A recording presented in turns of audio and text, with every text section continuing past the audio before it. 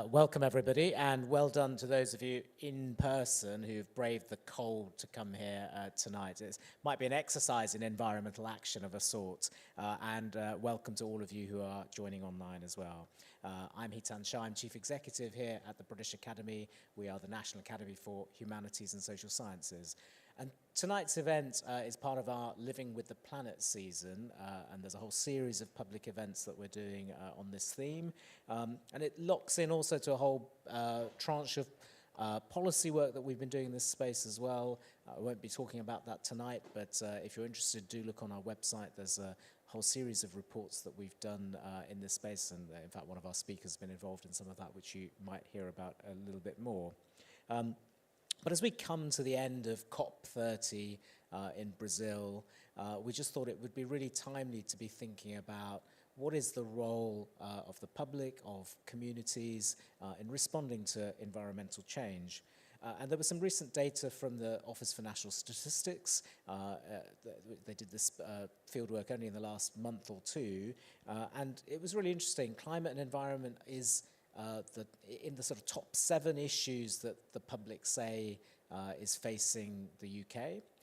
So it's not completely dropped off because of things like cost of living and so on. 84% of adults said that they have made changes in their lives to try and improve the environment or respond to environmental issues. But I thought it was really interesting if you drill into the 16% who say they have not made changes. They said, well, they were asked, why have you not done anything? And they said gave three reasons. One is large polluters ought to do something before I do. That the changes I make won't have any effect anyway, and it will cost too much. So it's really interesting, I think, to drill into, well, what are some of the barriers to action? And more generally, I mean, I don't know if you're feeling this, but it's easy to feel despondent about geopolitics at the moment, and environment very much wrapped it within that. The 1.5 degree target feels increasingly like it's just sort of out of reach now. And anecdotally, but I've got a friend who's been a kind of green activist for a very long time who's now said, sod it, I'm flying again. It's too late, I might as well enjoy myself. And there is an interesting thing there, I think, about paralysis and a sense of hopelessness and what that leads to. So what I'm hoping for tonight is a kind of hard-headed but positive and perhaps optimistic at times conversation about the role that we can all play in responding to the environment. So we've got this fantastic panel. Professor Nick Pidgeon, who's a fellow of the British Academy, and that's really hard to do. There's only 1,700 fellows, and he's Professor of Environmental Psychology and Risk at Cardiff University. Rachel Cox-Coon, who's Director of Climate Guide, and she's a doctoral researcher at Lancaster University looking at the effects of political ideology in democratic engagement with climate policy. She's only 10 days away from submitting her PhD, so we really ought to thank her for taking time out to be with us tonight. And finally, but last but not least, Scarlett Westbrook, who's a leading climate justice activist and journalist. Amongst many other things, she's been a lead organizer of the British School Climate Strikes, and really looking forward to hearing your perspective as well. So in terms of the format, I mean, what I love about this Ask the Experts format, you go to so many events where the panel sit around talking to each other the whole evening, and then the chair turns to the audience, one person asks a question which is too long-winded, and then we're all out of time.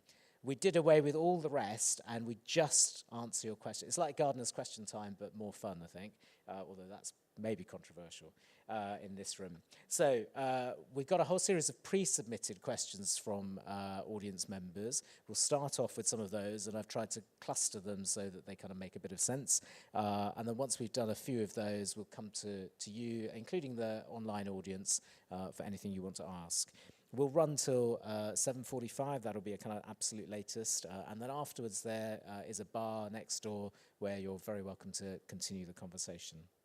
So let's open up now. I mean, the first set of questions that came about were all about how do we combat that sense of climate anxiety and how do we elicit agency? Scarlett, you did a lot of work around climate strikes. I mean, what's your experience of this, and what do you think about anxiety stopping us from acting, and what are the best ways of getting people to act? I think that it's really important to understand that climate anxiety has been really engineered by fossil fuel companies. So the first time that most of us hear about climate change in school is probably when we're calculating our carbon footprint. I know that for me, that was probably the first time I ever came across the concept of climate change in year 2, age 6, having to like calculate how much carbon I'd used on my way to school or like in my fridge, that sort of thing. And that concept was created by BP, as in British Petroleum, one of the leading polluters in the world. And they did that because they wanted to shift the narrative, shift the blame away from fossil fuel companies onto ordinary consumers. Because if you feel scared about something, if you feel responsible about something, you're less likely to want to do something about it because of that shame and guilt. And they knew that, and that's why they popularized that idea. And I'm not saying that we're like indoctrinated by schools because of fossil fuel companies, but you know, the reason that mechanism became so popular is because they funded and pumped so much money into it because they understood how much weight and gravitas it would have. So I think the first thing is understanding that this isn't a problem that we personally made. It's a problem that was made by corporate greed, essentially. It was made by people, but not us. It was made by corporations. So it's firstly separate ourselves from that and to not like take on personal guilt. I think that's the most like disarming thing that we possibly could have. So that's like the first sort of thing there. And I really do think that with anything, action is the antidote. It's a way to feel hopeful. With the climate crisis, it's so easy to feel like there's nothing that you can do about it when we know that, 100 companies are responsible for 71% of emissions, and certain countries dominate emissions. It feels like anything that you do as an individual is completely useless. And it is true that you're not going to be able to save the planet by yourself. But I don't think that we can firstly understate how important it is to build support and community within ourselves. That's how we have climate resilience, right? Like when a natural disaster happens, the only way we're going to get through that is if we rely on each other. And you have to build those networks, those systems, that support now. That's one thing. And a second thing is that if everybody acted, we actually would be able to create meaningful change. Because small ripples make big waves, really sort of stereotypical statements like that. But I think one thing, if I could stress one thing, because I feel like you've heard all the other arguments, is that community is so powerful. Especially now in the political climate we're in, where we're trying to find a common enemy and unite around that instead. I think what we should be doing instead is uniting around the fact that we all love each other, hopefully, and the planet, and that we all have a stake in the future, and we should be supporting each other to make that future as best as possible, instead of trying to compete for who can get there the fastest, or in the best car or most expensive house. It's a very warm vision, quite a different one to the one we tend to hear. Rachel, what's your view on this kind of agenda? Yeah, for a long time I worked in Bristol for an organisation called the Centre for Sustainable Energy, and if any of you know Bristol, it's quite a vibrant city and quite sort of forward-thinking on these issues. But there's a particular subway that I used to cycle through on my way to work, and at the end there was a massive piece of graffiti that was quite sort of geometric, and across the middle in huge letters it says "Relentless Optimism." And I loved that, and after a few years you could buy it on a mug. And my boss had the Relentless Optimism mug, and I think that summed up a lot of what we did. And I think that that's really important, because I think one of the most dangerous groups out there are the people that I call climate doomerists. The kind of, well, a bit like your friend, well, we're all doomed, we're going to hell in a handcart, so I may as well fly. And I think that one of the things that you can do to reduce climate anxiety, particularly if, like me, you've been working in this for a long time, is look back to where we were and how bad the predictions were 15 years ago, when we were looking at potential, the IPCC reports, I think it was the assessment report 4, which had the potential kind of worst case outcomes up at sort of 8 to 10 degrees global warming. And now, that would have been existentially bad for humanity. And we are still looking at parts of the world becoming largely uninhabitable if we are hitting, 3 to 4 degrees rise. But that trajectory has been bent down. We have achieved things. And it is really easy, I think, to feel completely hopeless and to feel like it's getting worse. But actually, in a very strange way, we have already made it better. And I think things like the Paris Agreement and all those things are great. But when you become too fixated on the 1.5 degrees and, oh, we're going to miss it, it's a bit like saying I'm going to fail my A-levels and I won't get to university and I won't get to do that degree I wanted to do, so nothing else is worth bothering with. But maybe there's a different degree and maybe you'll be just as happy and maybe you can make it work, you know. So it's the same. If we don't hit 1.5 degrees but we do hit 1.6, if we don't hit 2 degrees but we do hit 2.4, all of those are better than 4. You know, so giving up is the worst thing we can do. And I think anxiety, to my mind, comes from targets are great. If you don't hit a target and the target has become what you're obsessed with, that in itself then is a cause of climate anxiety. Yeah, thank you. And I mean, in your point about positive examples, because today's session isn't just about climate, it's about all of environmental issues. You know, the ozone layer is another fantastic example of where, you know, there was a real change that we were able to collectively put together, which did have a real impact. Nick, you think about all of these issues a lot. What's your perspective on anxiety and agency? Thank you, yes. I would agree actually with Scarlett. Well, actually both of you, but particularly the networks and communities.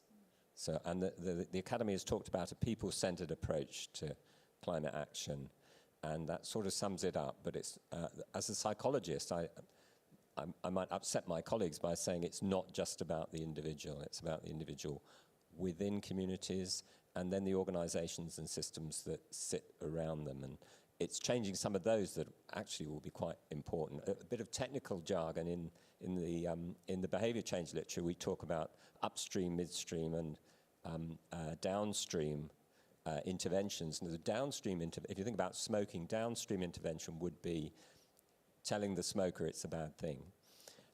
A midstream would be making it more difficult to get hold of cigarettes, so all the changes we've seen in retail to stop children and other groups. And then upstream is regulation, which had to happen with smoking. And smoking is a really good success story, and we should look at some of these examples for climate, of how all those things were done over quite a long period of time, and a number of interventions came together, and as each one was tested and the ones that worked were put into place, smoking rates came down. So I'll just make that's a positive thing. Now the slightly negative thing is, of course, we've been doing work on climate beliefs for a long time, and we know that most people think climate change is real. There's a small caveat about politics, which we will get onto, and it's very important. It's a very open research question currently, which we don't have the full answers to. But they think often it won't affect them personally, and as well, potentially it might be more severe in other countries, other parts of the world, which is probably in some respects correct. But climate anxiety is something slightly different. So it hadn't been studied up until quite recently, but now there have been a few studies looking at it from a slightly more clinical perspective. So it's asking the question, you know, was your sleep disrupted, would be a good example, as a result of worrying about climate change. Of course, I guess most people in the room would say, well, no, that's not the case. Mine certainly isn't. So some people, and particularly some young people as well, are experiencing actual either symptoms or intrusive thoughts around the issue of climate change. But it's a much smaller proportion than the majority of us who think climate change is an important thing. We have to do stuff about it. So I'll come back to networks and community, because as a psychologist, one of the ways you would approach somebody is through, I hate to call it counselling, it's not counselling, but it's kind of others giving you support and advice and saying there are things that we can do about the problem. And again, I'll stop, because I could then go on and say a lot of things about how many levers can we as individuals pull, and how many levers sit in the hands of large organizations like government, like corporations. And a lot of them sit elsewhere, which is where the lack of agency comes from.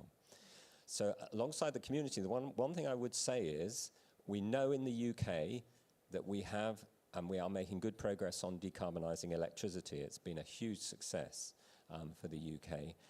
It has some issues to get, and I'm not even sure we'll get to 100% decarbonised electricity, and maybe that's not necessarily where we want to go, but we'll get very close. And if you consider 30 years ago, most of our electricity was generated through coal and some gas, then that's an incredible change that has happened. So you can see, and that's one of the things, if somebody says to you, a young person says to you, well, nobody's doing anything, that's an example. There's so many other things we have to do, but that is an example of where, you know, people in that mid and upstream level, i.e. government and businesses, have put their heads together and have, you know, made these huge investments to start changing that part of the energy system. So there are things happening. There are lots of other things that aren't happening. Flying is one of the big ones. Agriculture is another big one as well, that we could have a longer discussion about. But yeah, so community and getting the right levers at the right level. Thank you. And I think it's a really good theme that's come up about, you know, what is the actual relevant role for individuals and communities versus businesses, governments and others. And we might come back to that. Actually, didn't have that many questions in advance, but I'm sure you as an audience will turn to that in due course. But the next cluster of questions we had were about how we get people more engaged and involved. And Rachel, I wondered whether we might start with you, because in a sense this has been you've been looking at this with a very particular lens, and wondered if you might tell us a little bit more before you submit your PhD, in case we've got any last minute feedback for you. So one of the things that most of you will have heard about that's really increased in the last 5 years or so is the use of citizens' assemblies for making policy decisions on a whole range of things, but particularly on climate.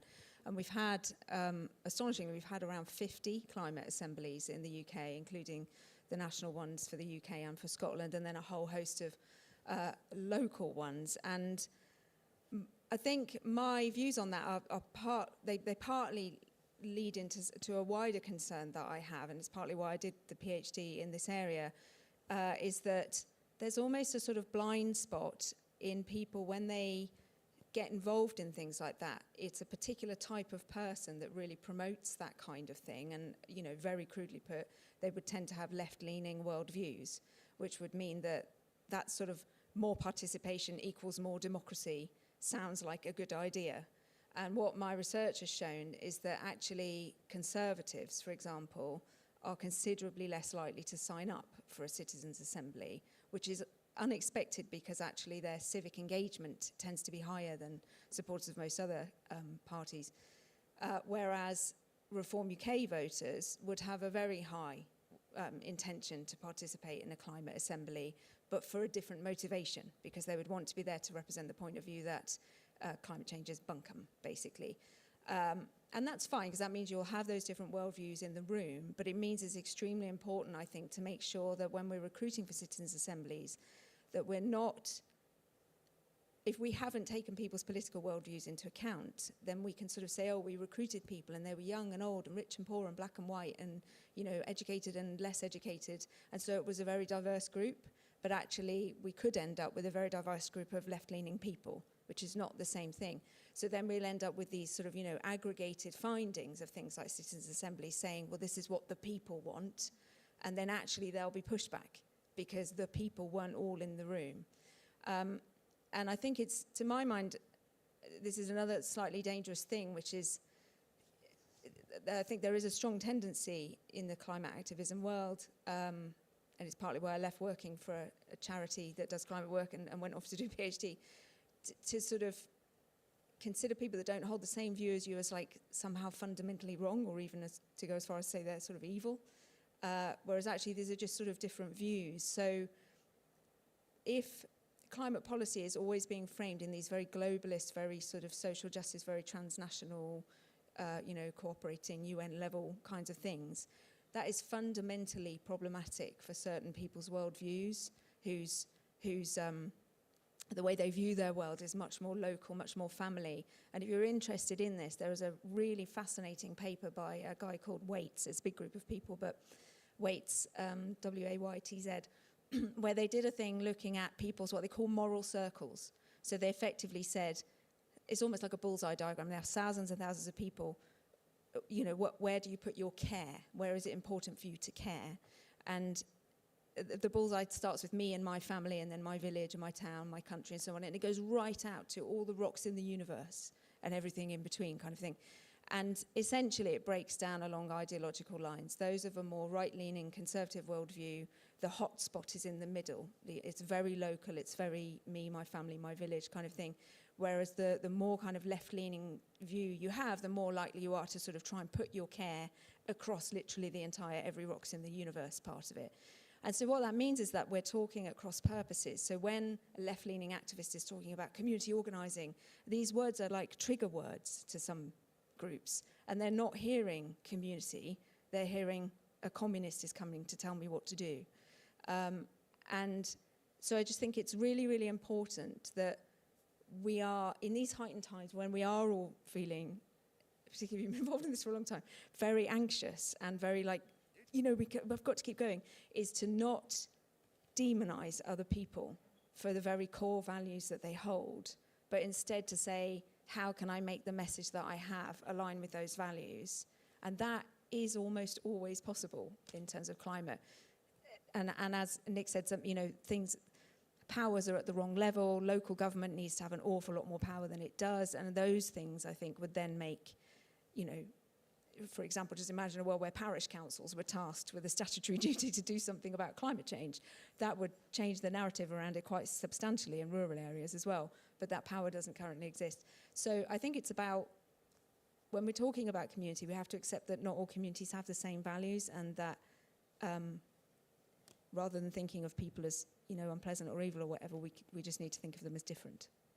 Thank you, really fascinating. And Scarlett, you've done a lot of work with younger people, which is perhaps a different demographic, perhaps not, but I mean, what's been your experience and what are the lessons around engaging people?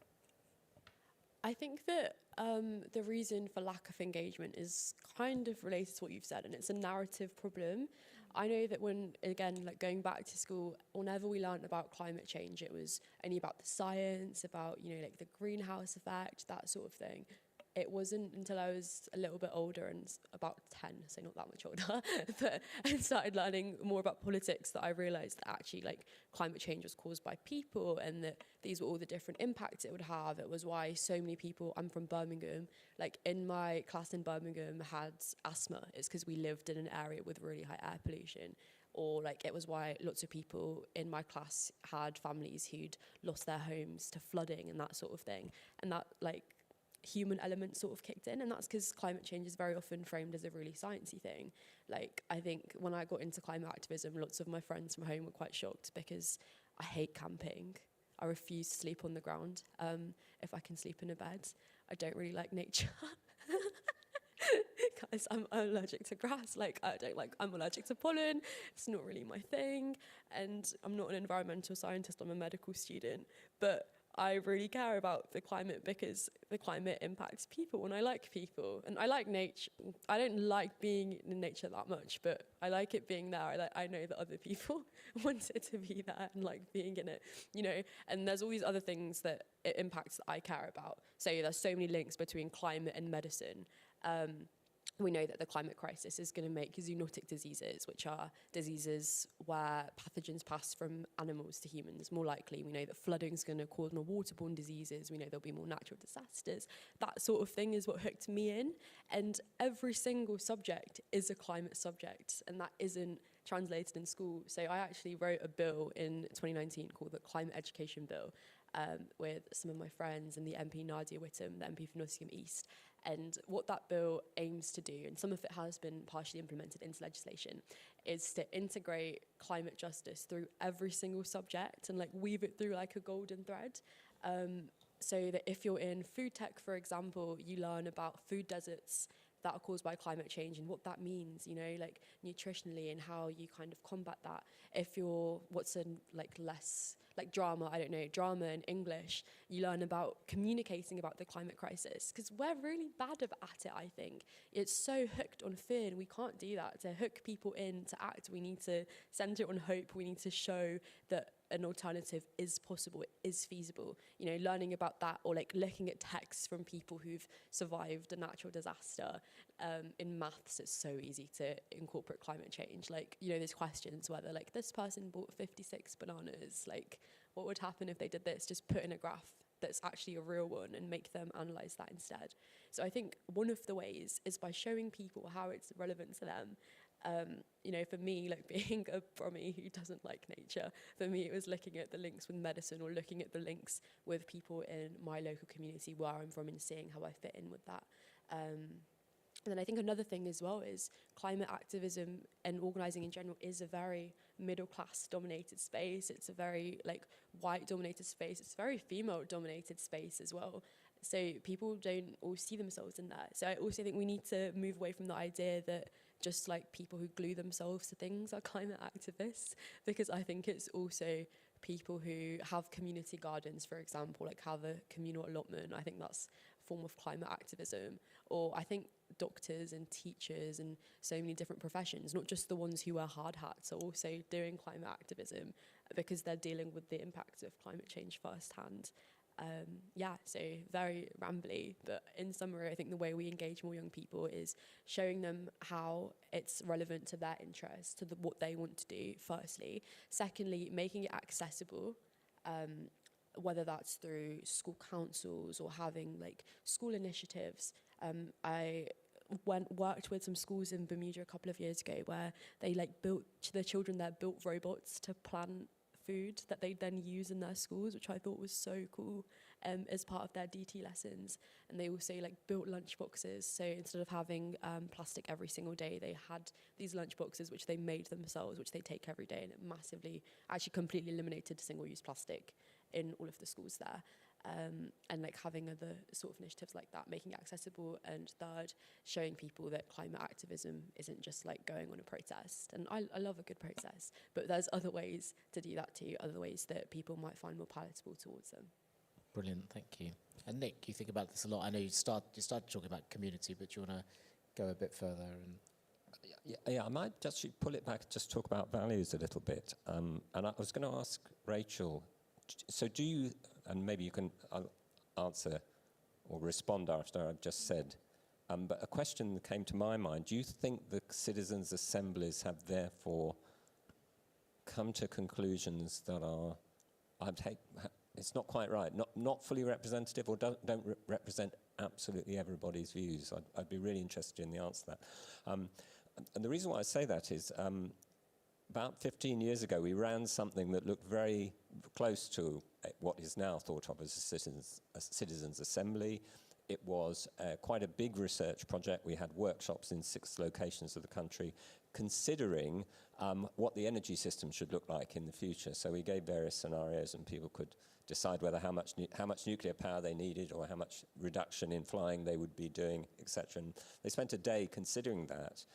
And at that time, we didn't select for politics, although you could, of course, as well as age, gender, you could select a group of citizens for research based upon their attitudes as well. You'd ask them to do a questionnaire, and then you would specifically pick some soft and hard conservatives and reform voters to do that. Anyway, I was always slightly puzzled because we knew there was a political dimension to all of this, but overall, our conclusions seemed to talk for the whole group, who clearly, where there were 50 people across the country who'd taken part in this.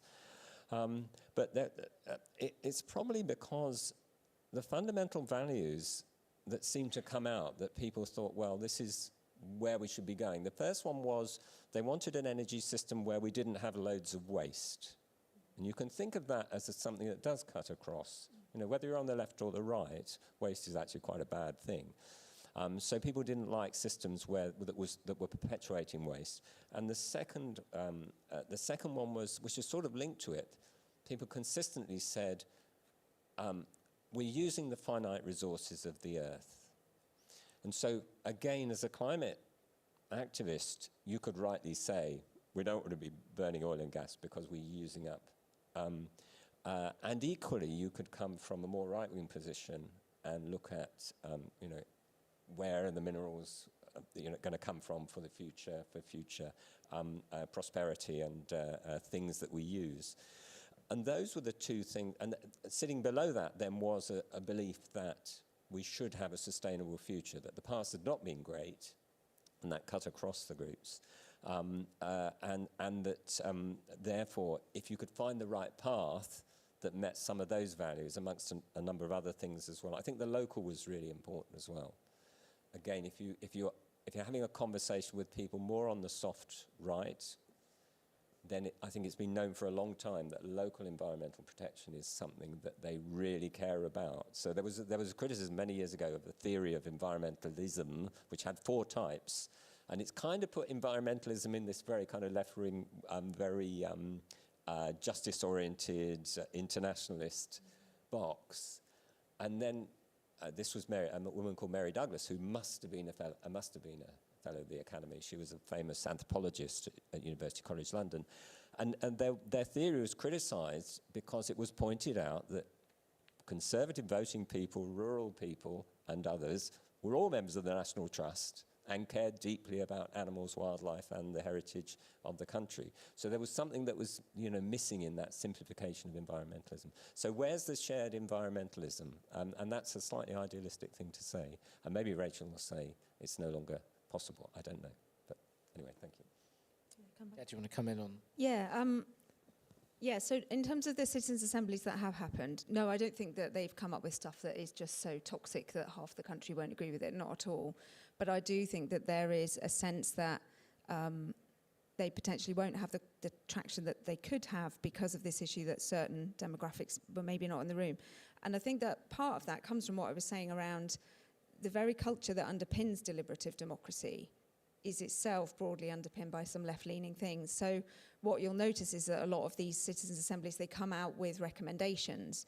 And so someone who was in my research team, Alfie Shepherd, his thesis was on, well, why don't we take all 50 of those and we'll have a look at them and see if there are the joint recommendations. And so I can tell you, for example, that 87% of them want a public communications campaign that ties it, and 70% of them want a transport campaign to try and get people out their cars, and 60% of them want a campaign on, want the government to have net zero new builds and all that kind of thing. But the way that they work is to get people to vote on recommendations at the end, and that means that the fundamental philosophy underpinning them is consensus. And where a consensus can't be found, it's just sort of, oh, we couldn't get people to agree on this one.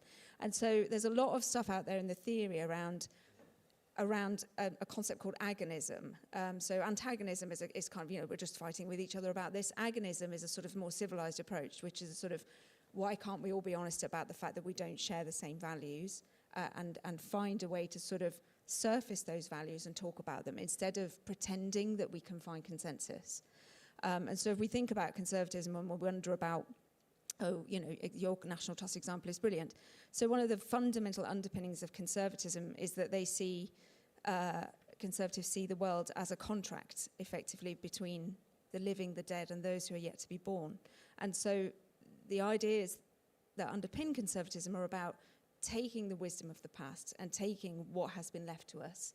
And Edmund Burke, who's one of the father of conservatism, his thinking was very much around radical change, that if you change things very radically, quite often what you will create are other problems. And if you look at one of his most famous writings is on the French Revolution, and you would think that he wrote it after the revolution, after the worst of it, but he didn't. He wrote it before, just when it was starting, and he was predicting what would happen, the terror and all of the violence and the breakdown in social structures that occurred during the French Revolution, from his sort of conservative worldview. So finding ways, I think, and conservatives actually were kind of ahead of the game in terms of, when you think back to Margaret Thatcher, and the Labour Party were nowhere on the environment issues back in the 70s and 80s. It was very much a conservative thing because it was about looking after the legacy of what we've been left. We are just merely stewards at this moment is kind of central to conservative thought. And I think there are some politicians that I don't think they really stand for that. But so I just do think it's about saying, how can we, it's not possible to flatten people's values out. It's not possible to get people to come over to the other side. I think conservatism and liberalism, if you want to break it down that way, are like yin and yang. Too much conservatism leads to sclerosis. Too much progressivism leads to destruction, and they're there to sort of balance each other out. And I think if we were more able to sit in rooms together as people, at community level, in citizens' assemblies, and really surface that agonism and really challenge each other and talk about why those values are important to us, I think we would get further. And there is a really great thinker on deliberative democracy called Christina Lafont, who is sort of simultaneously quite critical of citizens' assemblies, but also a massive fan of them. And her view is that they should be like juries. It should be like jury duty. There should be constant citizens' assemblies on policy all the time. Everyone you know should have done one.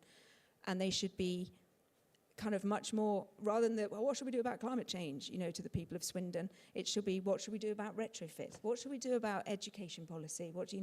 And very policy-specific things where people can come together and talk about practical things that have practical outcomes, whether that's about river pollution, whether that's about biodiversity net gain, whether that's about climate, whether that's about retrofitting buildings, whatever it would be. So, but keeping that agonistic understanding at the heart of it, that it's not about flattening values and making people come to an agreement that they never will. Thank you, really fascinating. Now, I've got one last cluster of questions and then we'll come to you, so do start thinking about what you might want to ask our panel.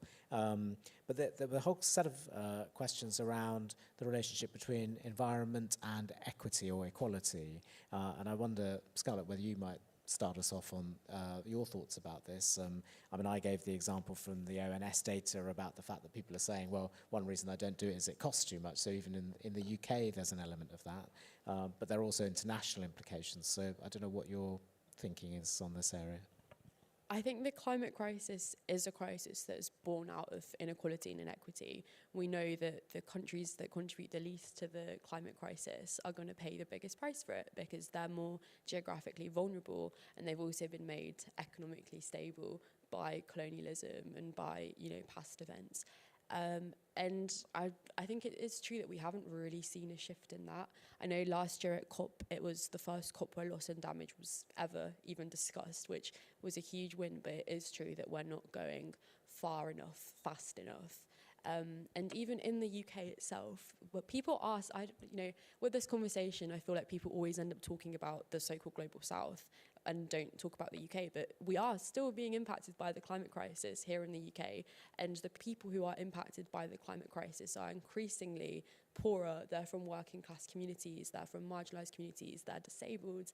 We saw that, in the summer with the people who are, suffering from heat-related illnesses, heat stroke, that sort of thing. They're more vulnerable, they're older, often they're poorer. And now, going into the winter, our winters are getting colder as well as the summers getting hotter. The people who are going to, we always hear about the NHS winter flu crisis. The people who are going to be hit the hardest by that are going to be people who can't afford to pay for their heating.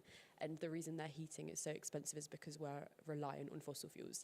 If we had renewable energy, we know that would be cheaper. That's a problem of inequity in itself. And if we look at flooding over the weekends, for example, the people impacted by that flooding are from more working class communities. So I think if the question is how do we make this more equitable, we need to centre those voices in this decision making, and by that I don't mean have a consultation once and then get loads of Russell Group grad policy makers to go ahead and take that forward, but actually have co-creation, collaborative policy, collaborative community initiatives, collaborative approaches that are truly that.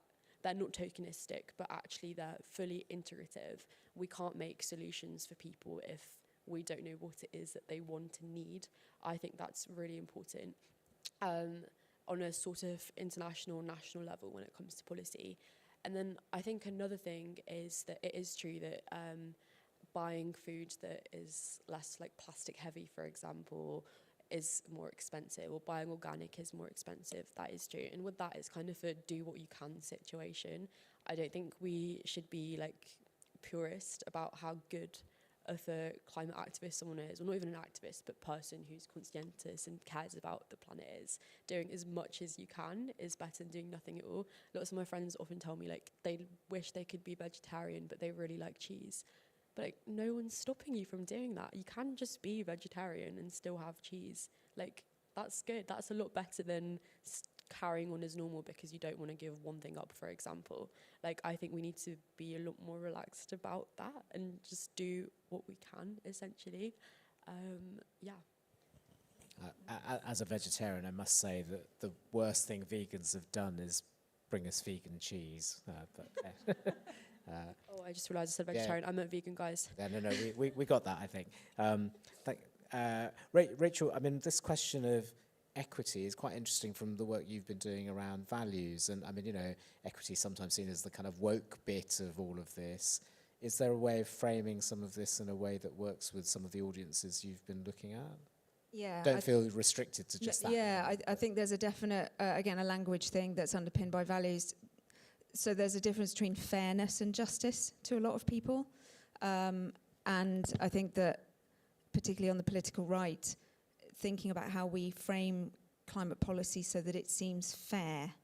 And one of the things that is a real bugbear and a thing that sort of makes people dig their heels in on that side of the political spectrum is if you are living, you know, on a council estate in Rotherham or Wolverhampton or somewhere like that, and you're a very low income household and you're, you know, busily trying to make ends meet, and then you're simultaneously being told it's entirely your fault that the Maldives is disappearing under the sea, you feel quite put upon, this idea that you're somehow this privileged person living the life that you think is extremely hard. It feels very unfair to people. So that kind of constant globalist messaging can be quite counterproductive. But I think there's, you know, thinking about this as a sort of local people power thing, one of the things, I do a lot of training with local government, both parishes and districts and counties and everything, and something that people, when you have workshops with people, something that people love to talk about is trees, unlike you. Loads of people like nature, as it turns out. They really like trees, and trees is an area where there isn't equality and fairness, because you only have to look at where all the trees are, and then look at in urban areas, and then look at who lives there. And basically, the more heavily treed a neighbourhood is, the wealthier it will be.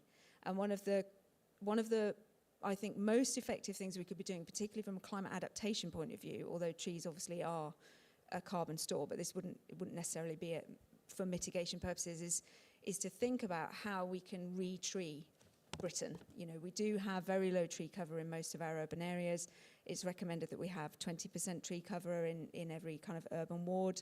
I was up in Blackpool running training there a few weeks ago. Not one of their wards has more than 6 or 7% tree cover. Some of them have 0.5% tree cover, you know, and these are areas then, if we're getting heat waves, we're having areas where the temperature of the road, the temperature of a car, the temperature of the walls in a street with no trees will be up at more than 40 degrees, whereas a street with trees 2 or 3 streets away, the same day, same weather, will be, you know, low, mid-20s. And then that have massive, massive knock-on impacts on people's health, as you pointed out. But then we come up against something, because obviously where do we want to plant those trees? We want to plant them on those streets. What do we also keep on those streets? All the cars that we park on the street. Why do we have all those cars? Because we haven't properly funded public and active travel. And so, because trees, a bit like the National Trust sort of thing, everyone loves a tree, it's a good place to start a conversation. You know, you can have that conversation about fairness. You can have that conversation about why is it that the poorer the area, the fewer the trees.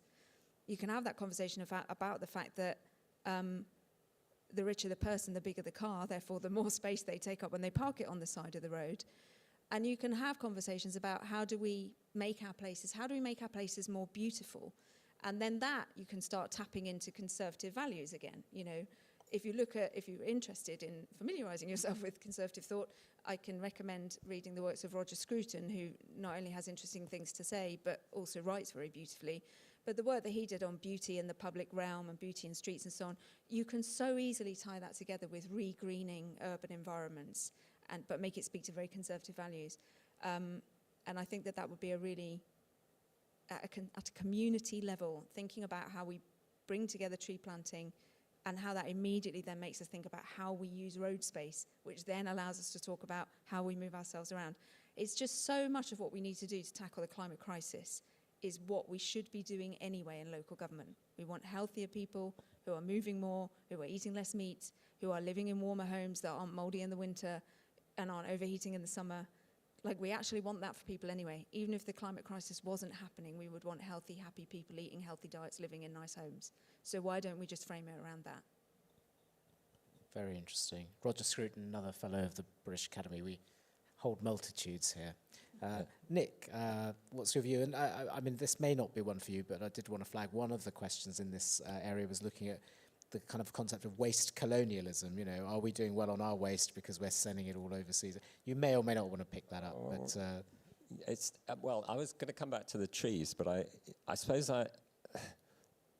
you know, there's a lot of discussion about what a circular economy will look like. And I'm not an economist, but I've done a bit of work on consumption and And a lot of people are trying to work out how we can kind of contain waste within the country in a way that deals with it appropriately, that doesn't affect the environment, and we're not just exporting it to other countries, which would clearly be unjust and clearly happens currently.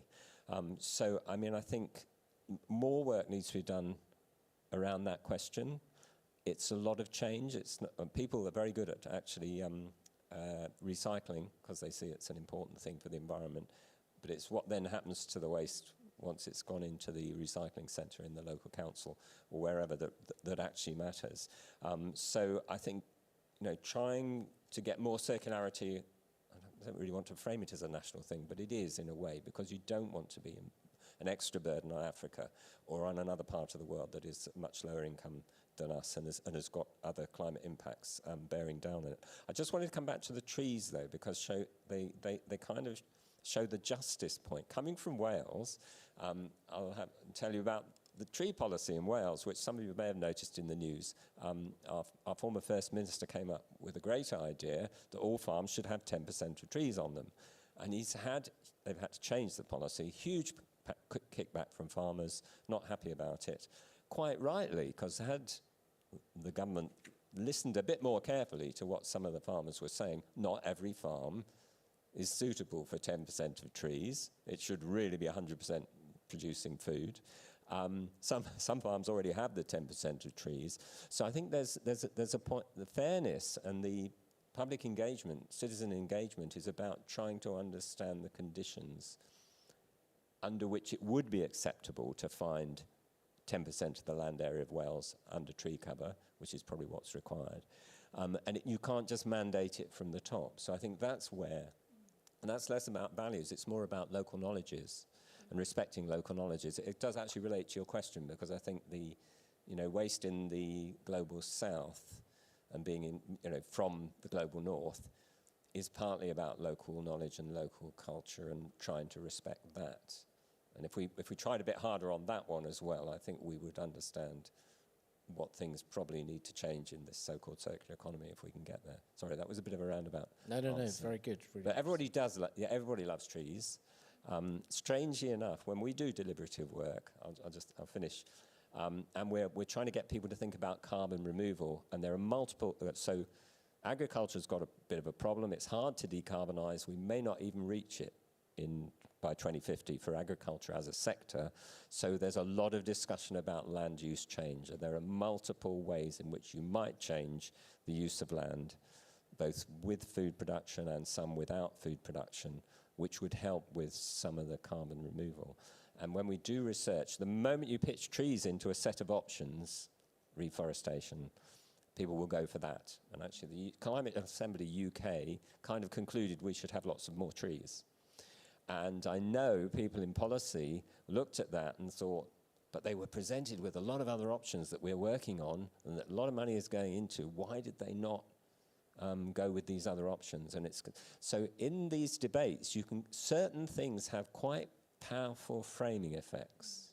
I think that, so that as a social scientist, when we're trying to do research on public attitudes, it's not that we try to avoid putting them in ourselves and saying this is the way to think about it. The moment people come up with it in our workshops or focus groups, that's fine. Let's have a conversation about trees.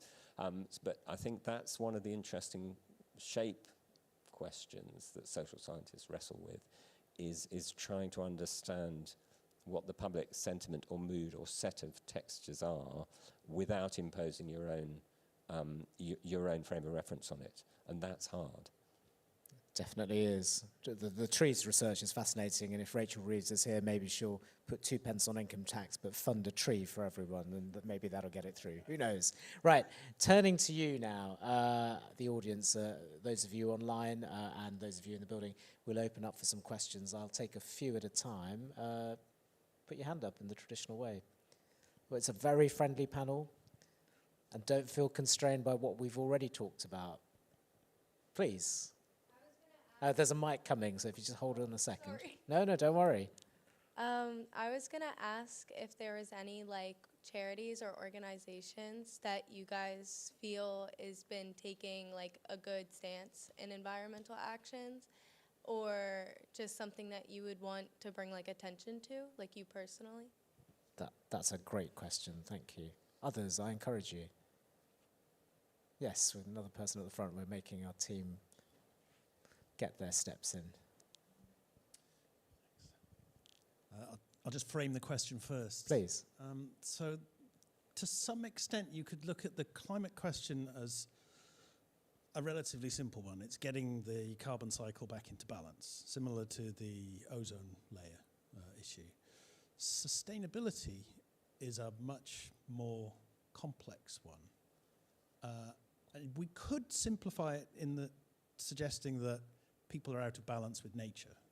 We've long, since the Industrial Revolution, etc., seen agricultural revolution, seen ourselves as on top of or outside of nature.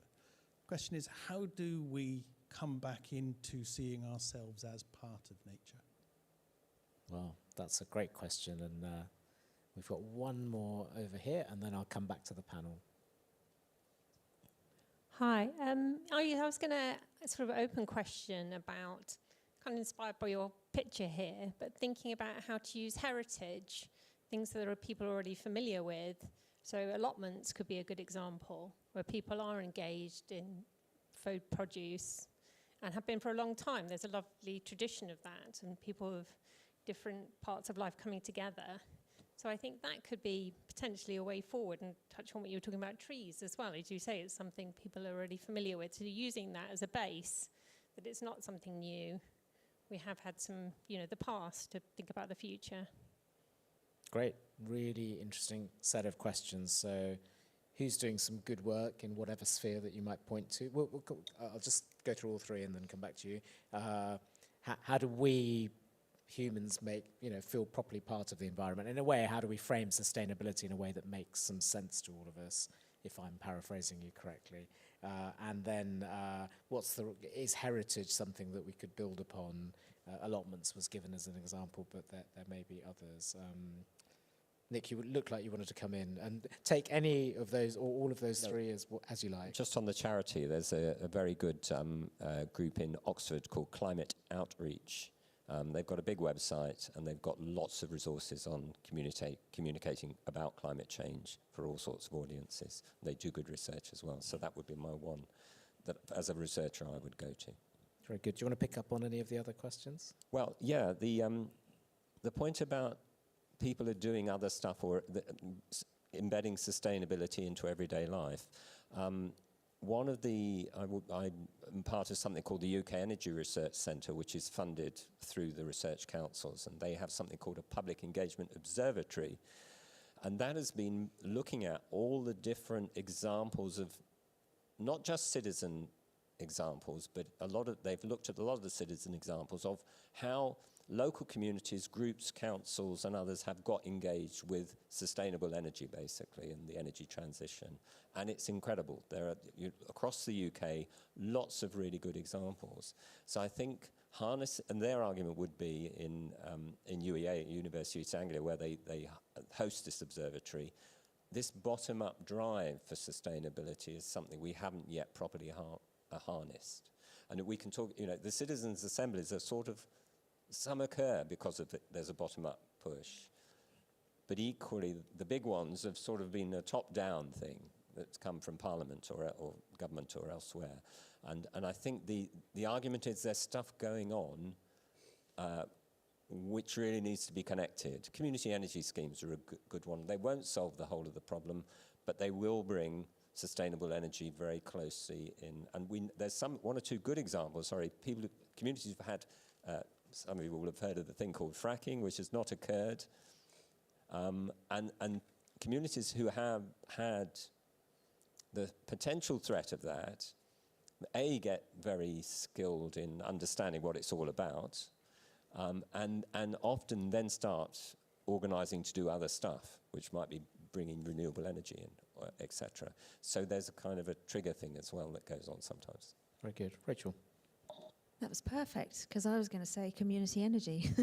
I would second the climate outreach, not least because a huge amount of their work is about segmenting the population by its values. and recognising that everybody doesn't think the same. But I was going to say, in response to your question about community energy, more broadly, so there are lots of, there is a national sort of trade body, if you want to call it that now, called Community Energy England, that's been going around a decade, which sort of represents all of these grassroots groups who own and run community-based energy projects, which largely started as renewables. They're, community-owned wind farms and solar farms and hydro plants and that sort of thing. But over time, the sector has matured, and there is a lot of really exciting work happening in that space. One that I would really recommend looking at is the Low Carbon Hub in Oxford, which operates across Oxfordshire and does lots of work around not only community-owned solar, and they've got this idea of something called the People's Power Station, whereby across Oxfordshire you would have lots of little solar arrays and hydro and whatever going on, and it's all sort of connected together so that communities across Oxfordshire between them own a power station, as it were. It's just made up of lots of little things, but they've done some fascinating work with flexibility work, so how communities can bring their the national grid needs the most extraordinary amount of upgrading. We haven't seen this level of upgrading needed since probably the end of the Second World War. And one of the things that would make it a lot easier is if we didn't have to max for maximum capacity. So if people can flex their demand and use community-based approaches to do that, then there could be ways for communities not only to reduce carbon footprints, but also literally earn money from not using electricity when it's more expensive to make. So I'd really recommend looking into community energy. The other question that was asked around heritage, I think that again is a really interesting and useful question, because particularly thinking about that conservative worldview around stewarding what was left to us from the past so that we can hand it on to the future. We're only temporary stewards of whatever we have at the moment. That's true of the countryside, but it's also true of buildings. And one of the things about it is that conservatism isn't just conserve this and don't ever change anything. It's about stewarding and in some cases improving. And there's a fascinating university in Hereford. Most people have never been to Hereford and know nothing about it. And there's a university there called NMIT, the New Mechanical Institute of Technology and Engineering, who run courses on sustainable timber construction. And the idea being that, how do we build the vernacular of the future? In 100 years, who will be looking back and saying, look at these beautiful old houses that are entirely made of timber that were built in this sustainable way? It's how, again, speaking to those values of aesthetics and beauty and so on, the reason we value our built heritage. We don't value the ugly stuff necessarily. We value the stuff that we feel had that thought and care put into it. And so the courses that they're running at NMIT, I believe Edinburgh University runs a similar thing. It's about heritage skills, it's about sustainable building, it's about reusable materials, it's about building buildings that can be deconstructed rather than demolished. So if in 100 years you didn't need it, you could take it apart again and all the bits could be reused, all those kinds of things. So I think heritage is actually an incredibly useful angle for because if you want people to think about the future, one of the ways you can get them to think about it is to think about, when our present is somebody else's past.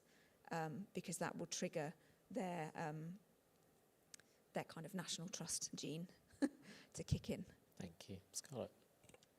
I think there are so many charities and organisations that are doing some good work. So like a plug of myself, but Teach the Future, I think we're really cool. Student-led campaign to reform the education system and decarbonise it. And that's part of SOS UK, which is a charity that has loads and loads of different campaigns all around sustainability. Really like them.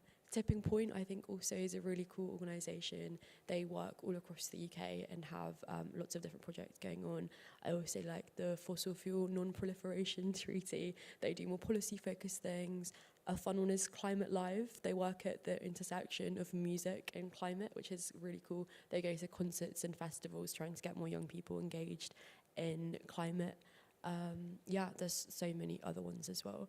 And then the other two questions, I think I'm going to start with the heritage one first. So I think that's such a great question, and it's one that there's lots of examples to draw from. The two things that came to mind for me were in Bangladesh, this project of creating community floating gardens has been really successful in engaging people. And in Samoa, restoring mangrove forests. Like, these are two very heritage-based projects, which you might not automatically think, oh, that's like doing great things for the climate, but it is, and it gets people connected with the lands, with where they're from, and it is actually has a massive effect. I feel like I went too hard on my nature hatred earlier. I take some of it back.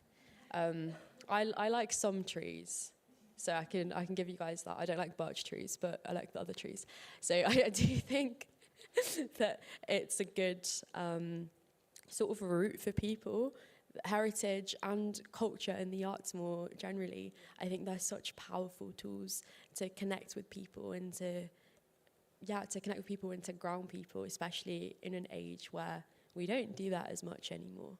And then with the question about how we see ourselves more embedded in sustainability, I think one of the ways is we need to change climate messaging from being around loss to gain. One of the I think reform's biggest climate messaging is, like these net zero policies are going to make your energy bills higher, or you're going to lose like your plastic straws. That already happened, but like, I don't know. They just basically frame everything as you're going to lose all of these things. And instead we need to shift that around and talk about gains instead. Actually, we know having community-owned renewable energy means things are going to be cheaper. Having retrofitted houses that have good insulation also going to make things cheaper, and you're going to be warmer, and those sorts of things are nice, right? I think we need to change the narrative so it's less about what we're going to lose and more about what we're going to gain. And there are so many things that we are going to be able to gain.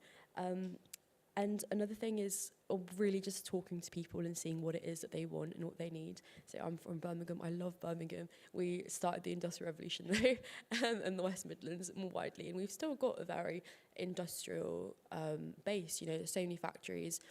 And with the climate crisis, we need to just transition for workers. That includes fossil fuel workers. That includes workers who are in sectors that are very carbon heavy. We need to actually meet with those people and see what it is we can give them so that they can have this just, equitable future too. How do we give them the skills, resources and training needed so that they don't lose things in this climate transition, but instead gain better, green, well-paid, secure jobs?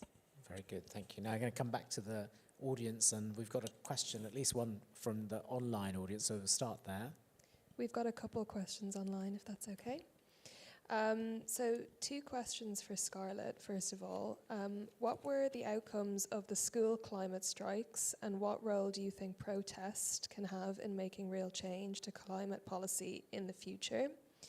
And the second question for Scarlett is, what's the current mood among students and young people in regard to the climate crisis? And then there's a more practical question for the whole panel. If you could recommend just one thing that each of us could do after leaving this event that could make us feel more empowered and feel like we're doing good for the planet, what would it be?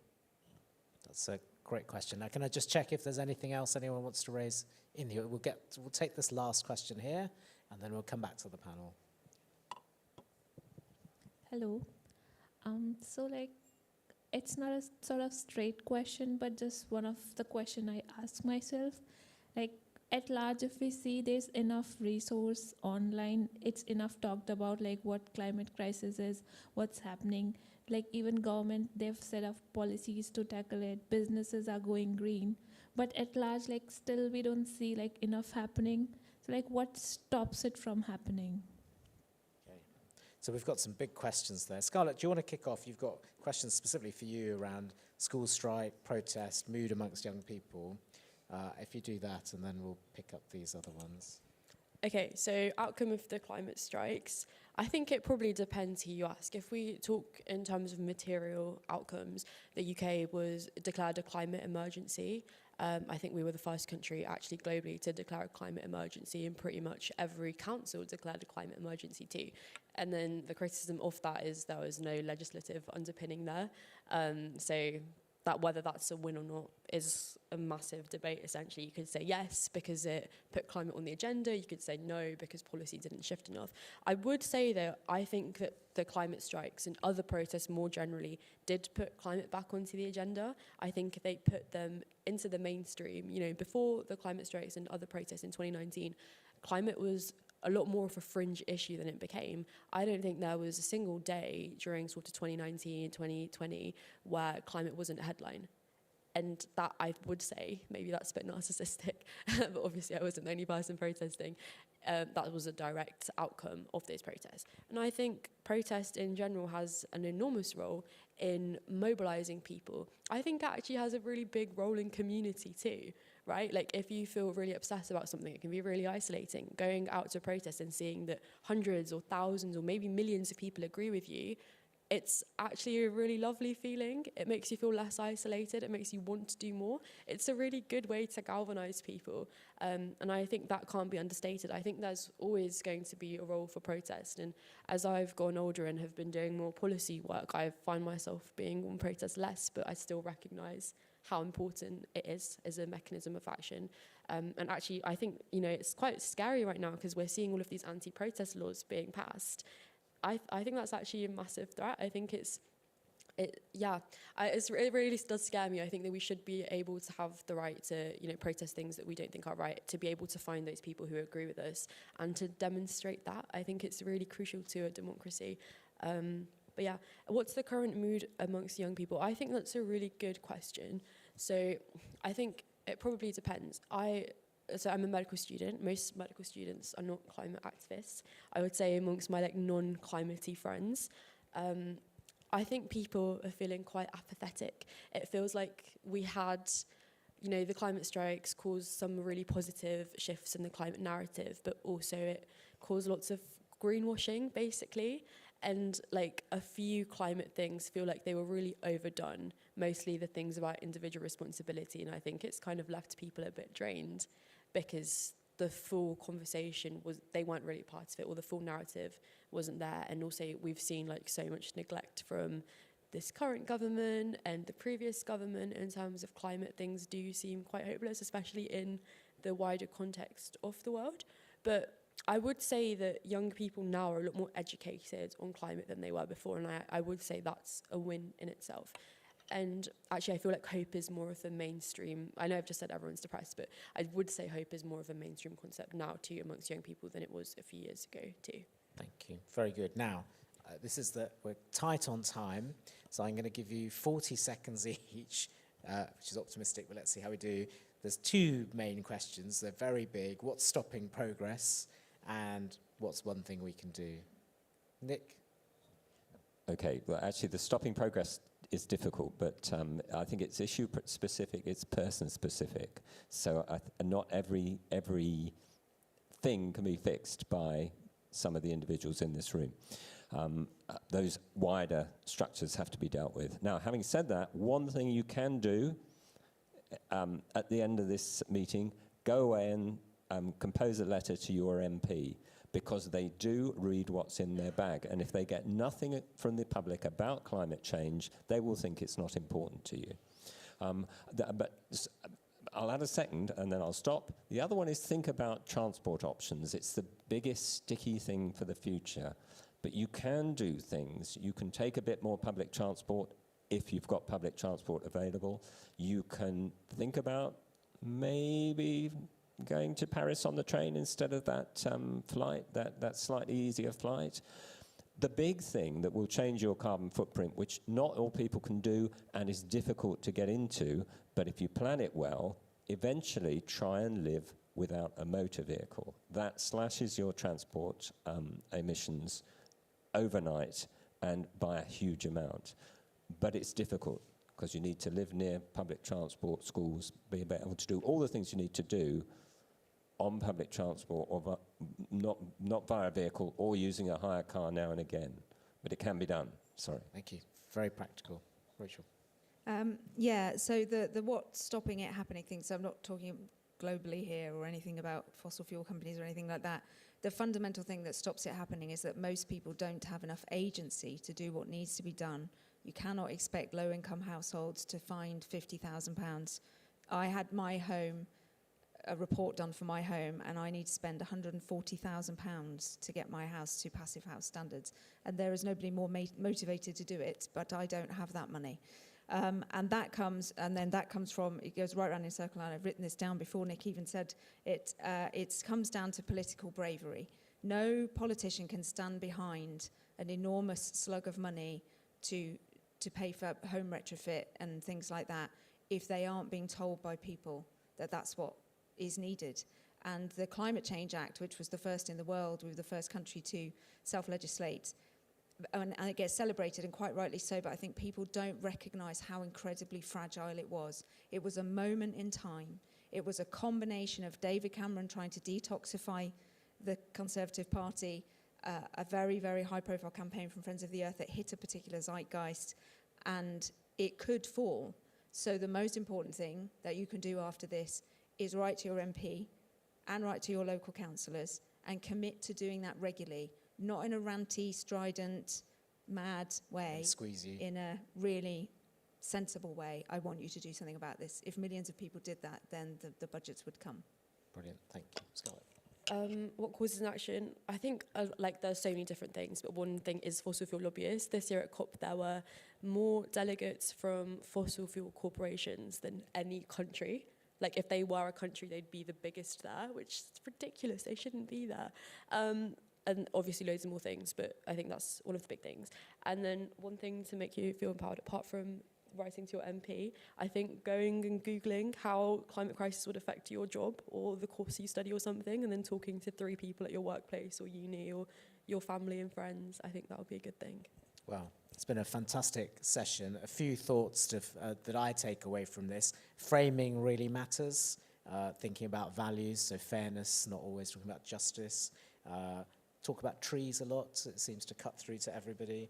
The kind of focus on communities as a real kind of key place to take action. But actually, action doesn't always have to be about us as individuals. It could be political. So writing to your MP is also an action. So it's not that we're divorced as individuals from that kind of political thing. And maybe a final thought is relentless optimism, which is what you said. And if I could give you one thing to take away, I'm chair of a charity called Our World in Data, and one of the researchers there, Hannah Ritchie, has written a couple of great books, very data-based, but actually full of optimism about what we can do to tackle the environment. So that's my Christmas present recommendation to all of you. Now, please join me in thanking our panel and the organisers, and then let's retreat for a lovely drink in the next room. Thank you.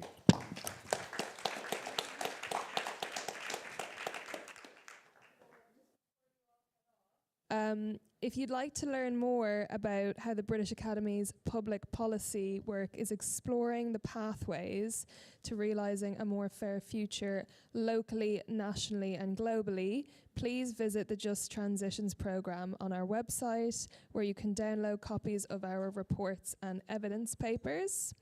Meanwhile, the Living with the Planet season continues next week with our last event, which is Down to Earth, Why Soil Matters.